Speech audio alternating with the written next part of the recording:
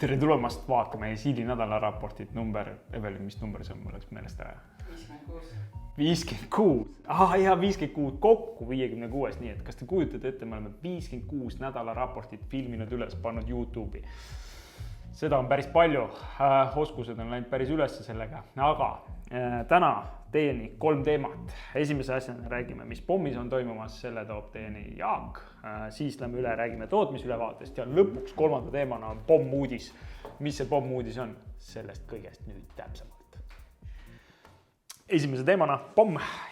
Jaak annab ülevaate, mis pommis on toimunud eelneval perioodil 30 päeva jooksul ja mis me plaanime see kuu teha ehk järgneva 30 päeva jooksul. Et teil oleks teada, mis on ja mida võiks oodata. Täpsemalt kõigest juba Jaak. Tervist ja aitäh, Maido. Nagu Maidolgi kombeks on meil täna 3 teemat. Esiteks, mis on pommis toimunud 30 päeva jooksul, mis seal hetkel toimub ja mis tuleb 30 päeva jooksul.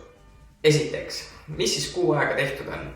Väga palju on tehtud erinevaid vigade parandusi. Kiiruse parandused, seal olid kopeerimise teemad, duplikaatidega oli teemasid. Teiseks, projektide vaates on lisatud atribuudid ja projektide vaates on võimalik lisada atribuute nii, et näiteks neile peale panna kvaliteedi atribuut, siis see kuvab ka ülejäänud etapi vaates, kui sa alati lisad selle sama operatsiooni. Etappide järjestus nii failihalduris kui ka etapi vaates on tehtud alfabeetiliseks. Enne olid need järjestused siis vastavalt nii, nagu neid asju lisati, võis olla päris raske asju leida. Teine teema. Mis toimub praegu? Võib-olla mõned teist on juba tähele pannud undo-redo funktsiooni kohta. See toimub praegu piiratud võimalustega, aga järjest tuleb funktsioone juurde. Näiteks praegu toimib juba ridade drag ja dropi tagasivõtmine, mõõtude tagasivõtmine, aga võite katsetada, tekib iga päevaga uusi funktsioone juurde, mis lastakse laivi. Ja 3. teema. Lähiajal peaks tulema teile kõigile lõpuks kauaoodatud tooltips ehk väiksed seletavad tekstid erinevate siis väljade kohale, tulpade kohale, et oleks paremini aru saada, kus mingid andmeid panna, et saaksime kiiremini programmi töösse võtta.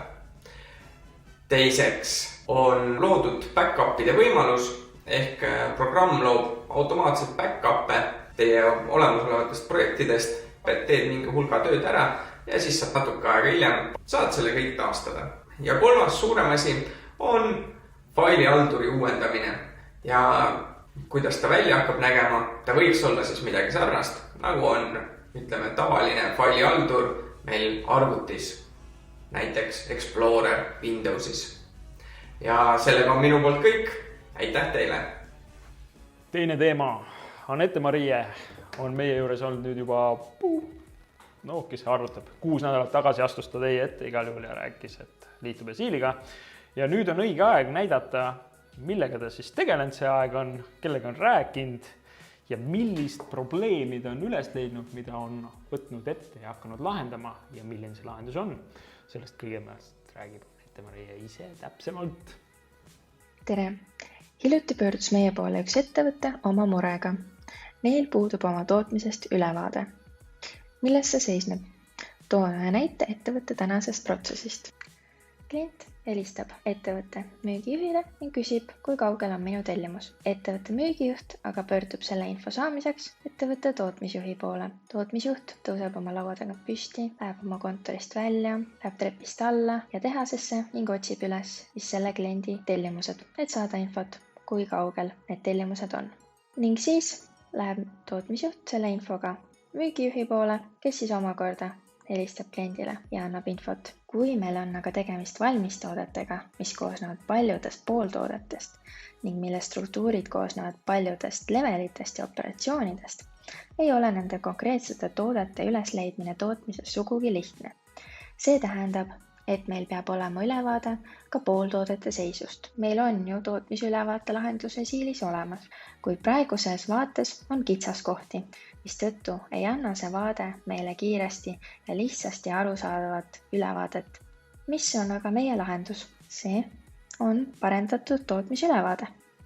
Sellest ülevaatest saab nüüd tootmisjuht ülevaate oma tootmise seisust, mis tähendab, et enam ta ei pea oma laua tagant ära minema, vaid saab selle ülevaate kiiresti ja lihtsasti kätte laua tagant lahkumata. Samuti saab oma küsimustele vastused ka müügijuht.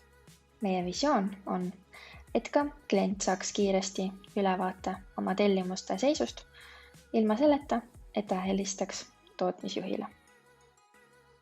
Seega, olge kuuldel, midagi lahedat on tulemas. Ja nüüd kolmas teema, tõeline pomm, ütleks isegi pommuudis. Kuidas te saate siin nii rahulikult istuda? Mis sul viga on? Kas te ei teagi või?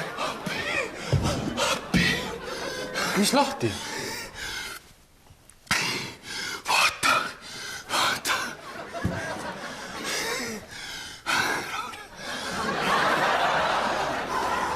Me muudame jällegi formaati.